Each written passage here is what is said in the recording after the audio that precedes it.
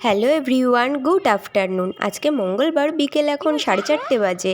আমার মাম্মাম আজকে দুপুরে ঘুমায়নি, তাই ওকে একটু বাড়ির পাশে একটা পার্কে নিয়ে এলাম। আর দেখো আমার মাম্মাম পার্কে এসে কত খুশি।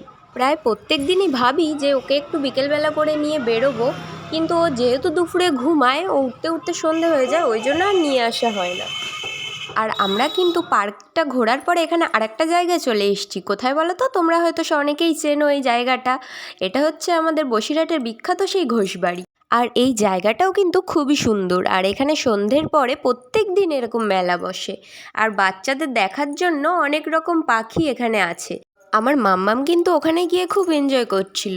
ওকে যখন নিচে ছেড়ে দিয়েছি, ও দৌড়াচ্ছিল এদিকে ওদিকে। তারপরে যখন বলছি মাম্মাম এবার বাড়ি চলো, ও কিছুতেই বাড়ি আসতে চাচ্ছিল না। তো তারপরে আমরা দুজন 2 কাপ চা খেয়ে চলে এলাম বাড়িতে। তোমরা যারা বিকেলবেলা করে বাচ্চাদের নিয়ে যাবে ভাবছো, ঘোষবাড়িতে নিয়ে যেতে পারো। টাটা।